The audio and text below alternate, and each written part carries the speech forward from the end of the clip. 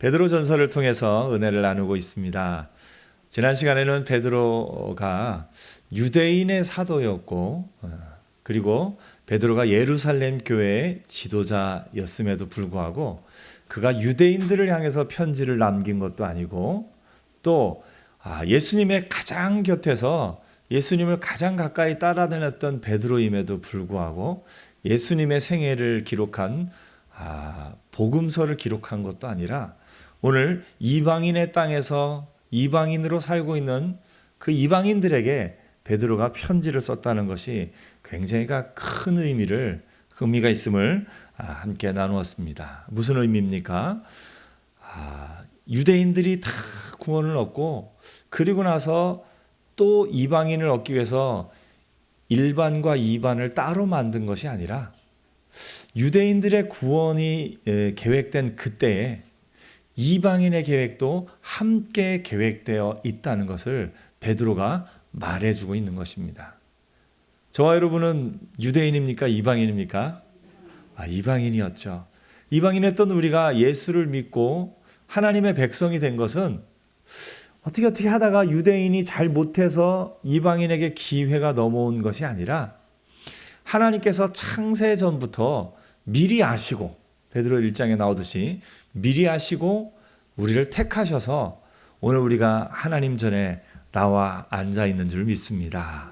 그래서 우리가 이 자리에 나와 있는 것 어쩌다가 보니까 우연히 이 자리에 나온 것이 아니라 하나님의 택하심과 하나님의 미리 하심과 하나님의 계획하심이 있었기 때문에 우리가 오늘 이 자리에 나온 줄 믿습니다.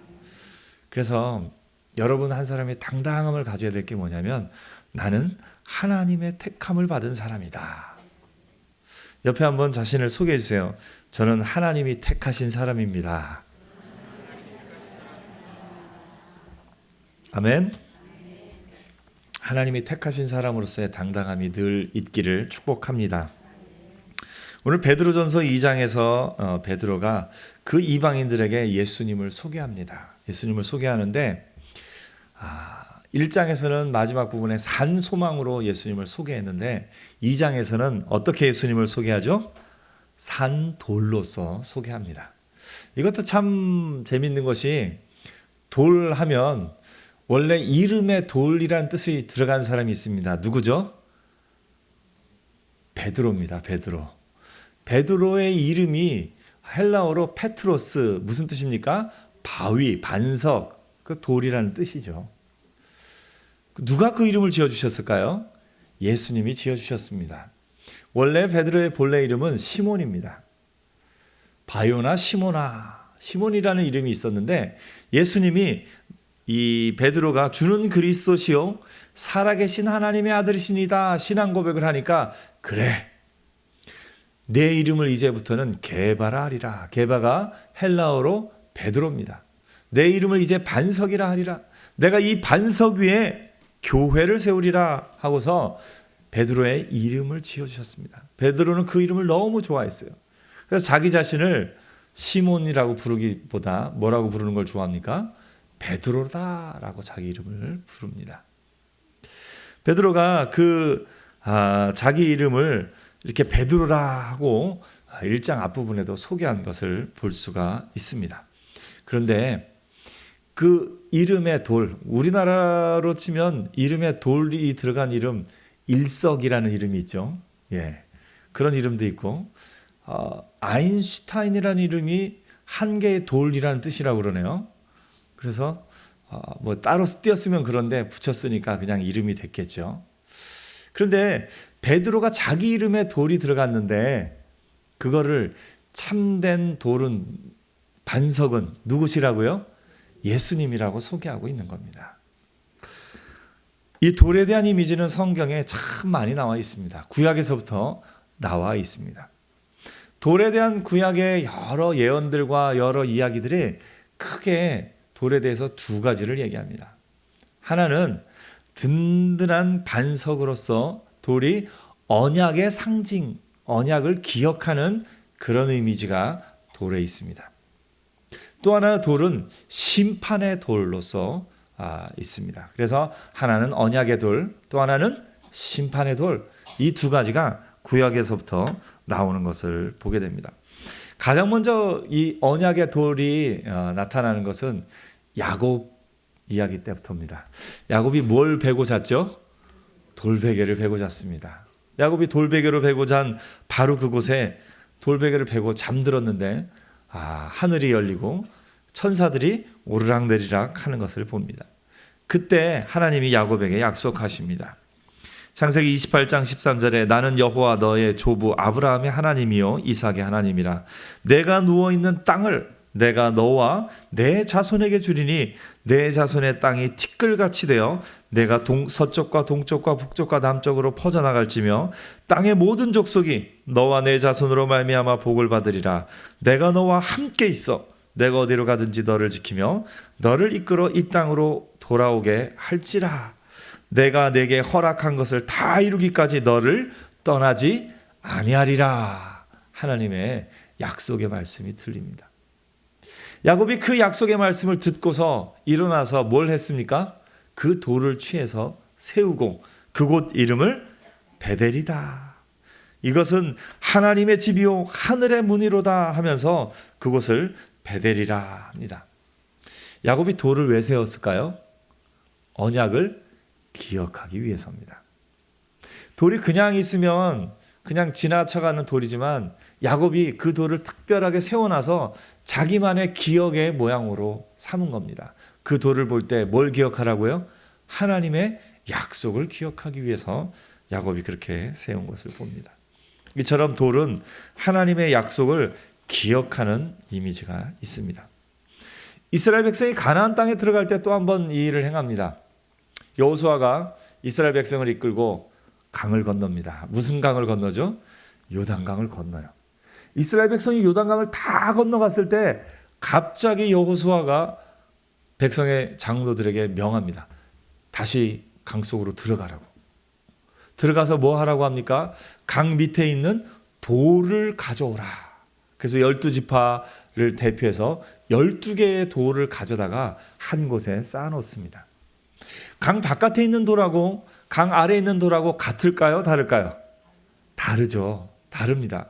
그래서 강 아래에 있는 돌을 12개 쌓아놓으면 어떨까요? 굉장히 모양이 다르겠죠.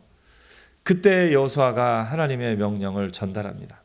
만일 후일에 내 자손이 이 돌이 무엇입니까? 라고 후일에 내 자손이 묻거든 이 돌은 하나님이 우리를 이끌어내셔서 저 요단강을 건너게 하시고 가나안 땅으로 들어오게 하신 그 하나님의 은혜가 있다라고 이야기를 하라.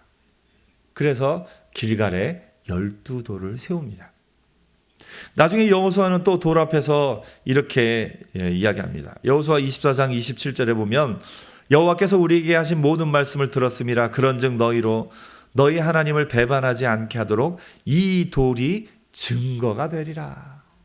그래서 돌은 언약의 돌입니다. 하나님의 언약을 기억하게 하는 그 돌이 언약의 돌입니다.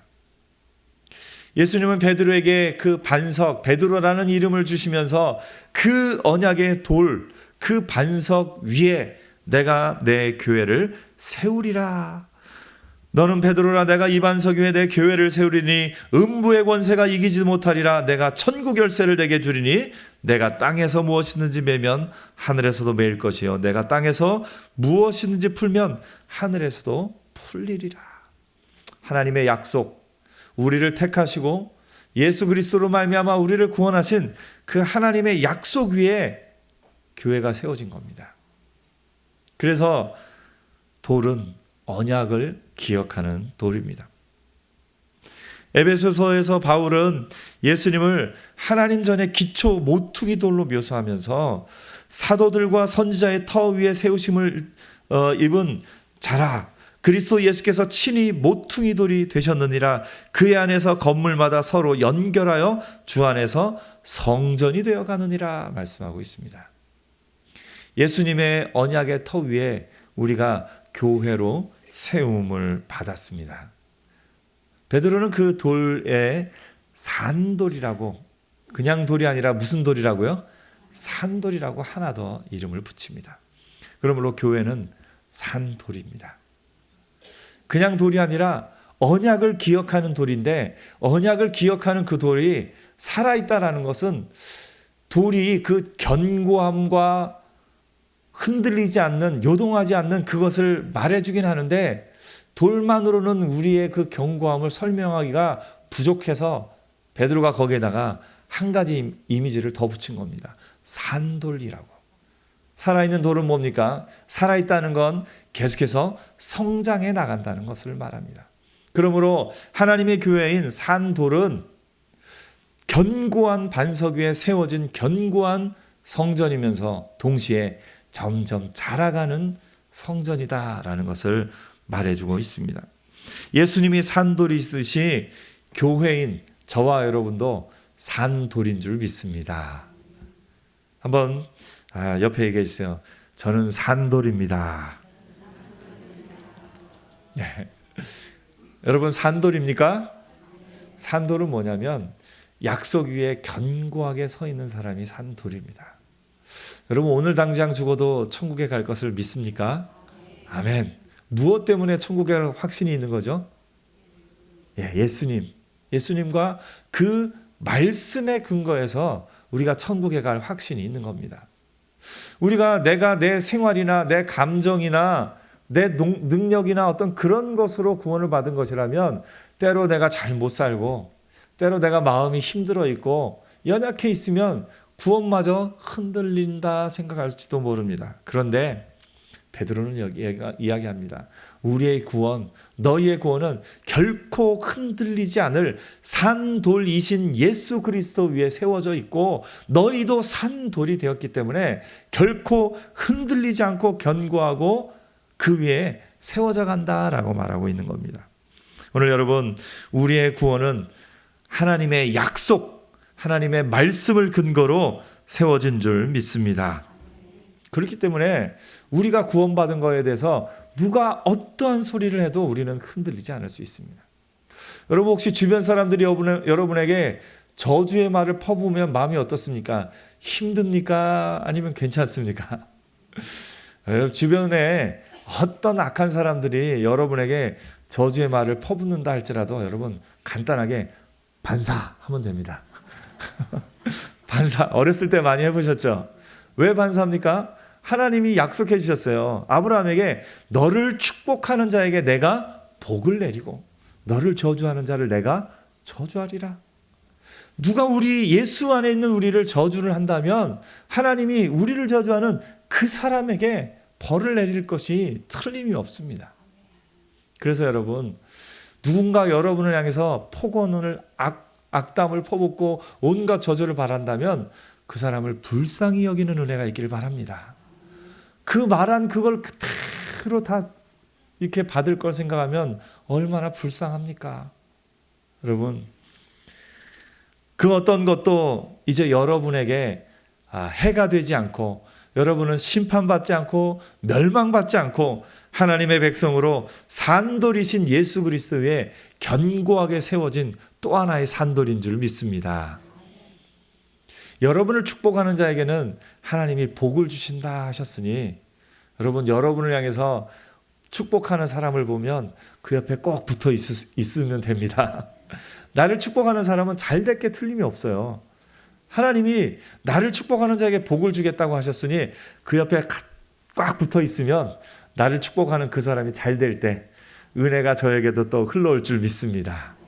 그래서 여러분 누가 여러분에게 어떠한 저주를 퍼부어도 끄떡함이 없고 누군가 여러분에게 축복의 말을 하면 그것으로 인해서 그와 함께 기뻐하고 그것이 산돌로 살아가는 언약을 근거로 한 언약의 돌을 마음에 품고 살아가는 저와 여러분인 줄 믿습니다. 산돌로서의 우리는 하나님의 약속을 붙잡고 약속 위에 견고하게 서 있는 하나님의 산돌인 줄 믿습니다. 이 돌은 구약에서 또한 심판의 돌이기도 합니다. 강함의 상징이죠. 사실 사람이 이렇게 노력하지 않은 자연 상태에서는 돌이 제일 강한 것 같습니다. 철은 사실 철 그 자체가 존재하는 게 아니라 돌 속에서 철을 뽑아내서 따로 이렇게 가공을 해야 되지 않습니까? 근데 자연 그 상태에서 볼 때 가장 강한 것은 돌입니다. 그렇기 때문에 이 돌은 심판의 돌로 많이 쓰입니다. 다니엘 2장 34절에 보니까 이런 말씀이 있습니다. 또 왕이 보신즉 손대지 아니한 돌이 나와서 신상의 쇠와 진흙의 발을 쳐서 부서뜨리매 그때 쇠와 진흙과 놋과 은과 금이 다 부서져 여름 타작마당에 겨같이 되어 바람에 불려 간 곳이 없었고 우상을 친 돌은 태산을 이루어 온 세계에 가득하였나이다. 무슨 얘기입니까? 다니엘이 그 느부갓네살 왕의 환상을 해석합니다. 느부갓네살이 밤에 환상을 봤는데, 꿈을 봤는데 큰 신상이 섰죠.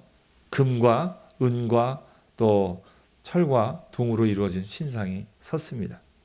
그 신상 앞에 모두가 절하는 그런 신상인데 갑자기 뜨인 돌이란 말은 여기서 사람이 이렇게 정으로 쳐서 떠낸 그런 돌이 아니라 자연적으로 있는 그런 돌을 의미합니다.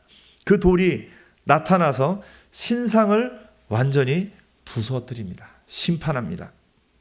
그 돌은 누굽니까? 예수님이고 그 돌은 하나님의 교회인 것을 보게 됩니다. 그 우상을 친 돌은 태산을 이루어 온 세계에 가득하였나이다. 구약 성경에서 돌은 언약의 돌이면서 동시에 이처럼 심판의 돌을 말합니다. 이사야 선지자도 심판의 돌을 말합니다. 이사야 선지자 시대에 이스라엘 사람들은 한 가지 큰 확신이 있었습니다. 돌이 우리를 보호해 줄 것이다. 그런데 그들이 믿은 돌은 여호와 하나님의 돌이 아니라 예루살렘이라는 돌입니다. 예루살렘이 이 튼튼한 성 안에 들어가 있으면 그 어느 누구도 해치지 못하리라. 그래서 하나님을 의지하기보다는 하나님이 이스라엘에게 복으로 주신 예루살렘을 자신들의 의지로 삼았습니다. 그래서 이사야 선지자가 예언합니다.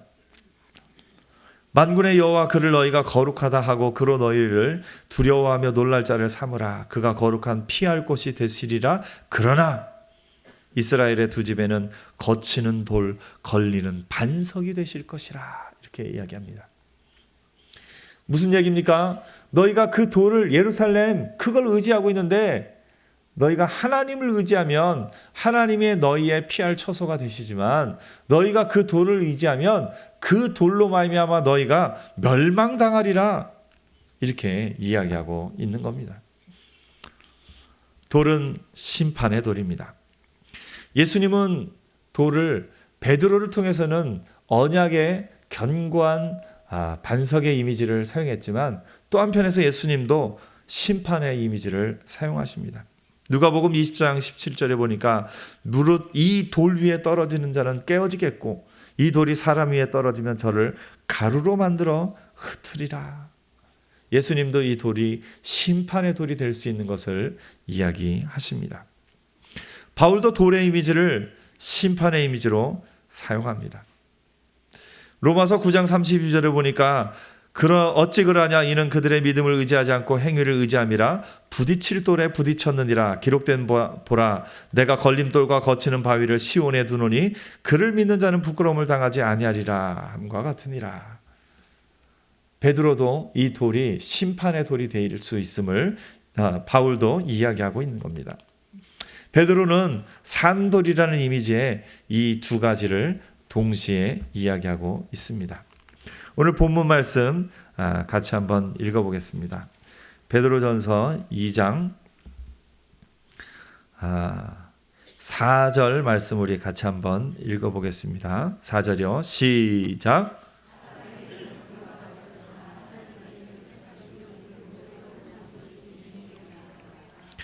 예, 6절 한번 읽어보겠습니다. 6절 7절이요. 시작. 보라 내가 택한 보배로운 모퉁이 돌을 시온에 두노니 그를 믿는 자는 부끄러움을 당하지 아니하리라 하였으니 그러므로 믿는 너에게는 보배이나 믿지 않는 자에게는 건축자들이 버린 그 돌이 모퉁이의 머릿돌이 되고 8절도요. 또한 부딪히는 돌과 걸려 넘어지게 하는 바위가 되었도다 하였느니라. 네. 베드로도 지금 두 가지 이미지를 사용하고 있는 겁니다. 이 돌은 언약의 돌입니다. 그래서 그 언약의 돌 안에 거하는 사람은 그 견고함, 예수 그리스도의 복음 안에서 피할 처소가 되고 안전함을 누리게 됩니다. 부끄러움을 당하지 않습니다. 그러나 그 돌은 또한 심판의 돌이 되어서 믿지 아니하는 자에게는 거치는 돌, 넘어지게 하는 바위가 된다, 이렇게 이야기를 합니다. 한쪽으로는 언약의 돌이 되었고 한쪽에는 심판의 돌이 되었습니다. 오늘 예수께서 산돌이 되셨던 것처럼 저와 여러분도 산돌이 되는 줄 믿습니다. 우리가 산돌이 된다는 것은 무슨 의미냐면 부드러움과 강함을 동시에 갖고 있어야 합니다. 언약의 돌의 이미지가 우리에게도 있고 심판의 돌의 이미지가 우리에게도 있습니다. 먼저는 약한 자들에게는 우리가 언약의 돌로 다가갑니다. 악한 자들에게는 우리가 심판의 돌로 다가갑니다. 약한 자들, 연약한 자들에게는 우리가 어떻게 대해야 됩니까? 언약의 돌로서 하나님의 위로하심과 하나님의 복음과 그 약한 자들에게는 하나님이 예수 믿는 우리를 지키시리라, 보호하시리라, 그 언약을 선포하면서 나가는 게 우리의 사명인 것을 보게 됩니다. 오늘 여러분, 연약한 자들을 위로하는 위로자로 살기를 축복합니다. 무엇으로 위로합니까?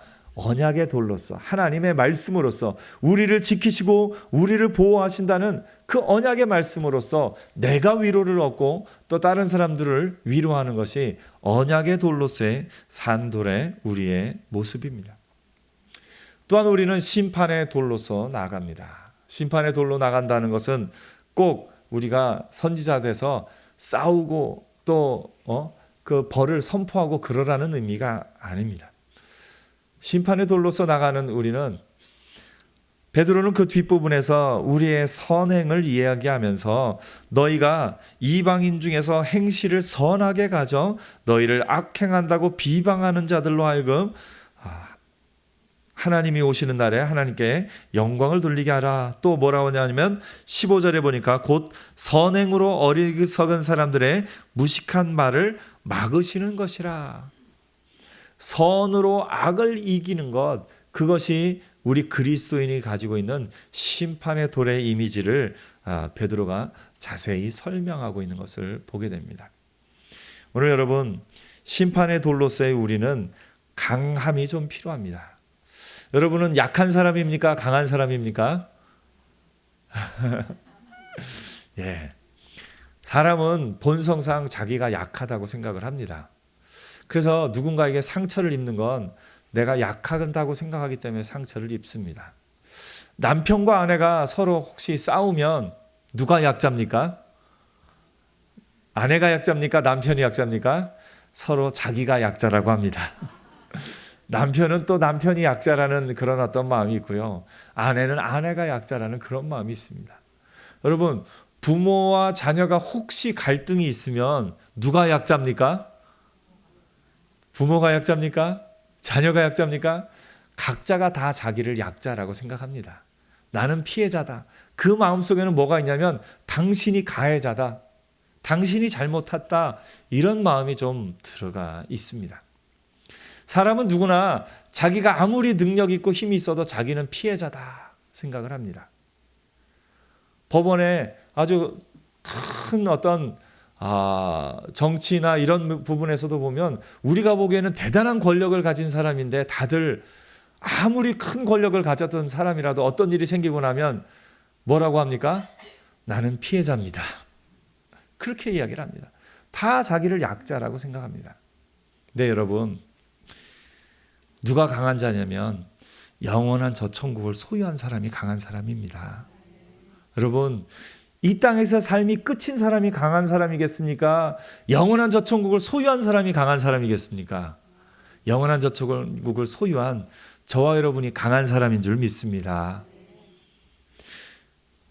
예수 그리스도가 하나님의 아들이심을 믿는 자가 세상을 이기는 믿음을 가진 사람입니다. 그래서 여러분, 절대 여러분을 약한 자라고 생각하지 마십시오. 여러분은 심판의 돌입니다. 여러분은 강한 사람입니다. 그렇다고 해서 이런 힘을 쓰는 강한 것이 아니라 심판의 돌로서 여러분이 선으로 악을 이길 때 그 악한 자들에게 하나님의 심판이 그 머리 위에 쌓이는 것을 보게 됩니다. 오늘 여러분, 선으로 악을 능히 이길 수 있는 강한 사람들로 살기를 축복합니다. 여러분은 심판의 돌입니다. 여러분이 선으로 악을 이길 때 그 악한 자들 위에 하나님의 심판이 쌓이게 되어 있습니다. 오늘 우리가 세상 모든 사람들이 자기가 약한 자다 하면서 다른 사람에게 가해자로서 책임을 떠넘길 때 우리는 믿음 안에서 내가 예수 안에서 강한 자임을 깨닫고 연약한 자들을 돌아보며 나가는 믿음의 사람들 되기를 축복합니다. 저는 제가 강한 사람인 걸 늘 생각할 때마다 3살짜리 꼬마아이가 저를 있는 힘껏 때리는 것을 늘 기억합니다. 네, 자주 제가 얘기를 했지만 여러분, 3살짜리 꼬마아이가 여러분을 있는 힘껏 때리면 여러분도 똑같이 있는 힘껏 그 아이를 때리시겠습니까? 그렇지 않습니다. 그냥 그 아이를 아이고야 이 녀석 하면서 그런 것이 우리의 마음입니다. 우리 주변에서 악으로 흥황하고 악으로 우리를 공격하는 사람들은 정말 어린아이와 같습니다. 우리가 똑같이 맞서 싸울 것이 아니라 우리의 선으로 악을 이길 수 있는 믿음의 사람들로 살기를 축복합니다. 그것이 심판의 돌로서 그리스도인들이 살아야 할 부분입니다. 오늘 여러분이 하나님의 백성으로서 또 저와 여러분이 하나님의 산돌로서 이 땅에서 살아가는 저와 여러분 되기를 축복합니다. 우리는 산돌의 이미지 2가지가 있다고 했습니다. 하나는 언약의 돌이고 하나는 심판의 돌입니다. 우리 그리스도인의 삶 속에서는 언약의 돌의 모습도 있고 심판의 돌의 모습도 있는 것을 봅니다. 언약의 돌은 뭡니까? 연약한 자들에게 하나님의 말씀과 하나님의 언약을 전하면서 그 언약의 증거자로서 언약의 돌로서의 역할을 하는 겁니다. 마치 길갈의 12돌이 그랬듯이 야곱이 베델에 쌓아놓은 그 돌이 그랬듯이 하나님의 약속을 기억나게 하는 자로 사는 저와 여러분 되기를 축복합니다. 또한 심판의 돌로서 선으로서 악을 이기며 이 세상 가운데 하나님의 심판을 쌓아놓는 그런 믿음의 사람으로 사는 저와 여러분 되기를 축복합니다. 우리는 산돌입니다. 여러분, 산돌로서 점점 더 커가는 은혜가 있기를 축복합니다. 우리의 언약의 돌로서의 우리의 모습도 점점 성장하고 심판의 돌로서의 우리의 모습도 점점 더 성장을 해서 예수께서 산돌이 되셨듯이 우리도 산돌로서 이 세상에서 살아가는 저와 여러분 되기를 축복합니다.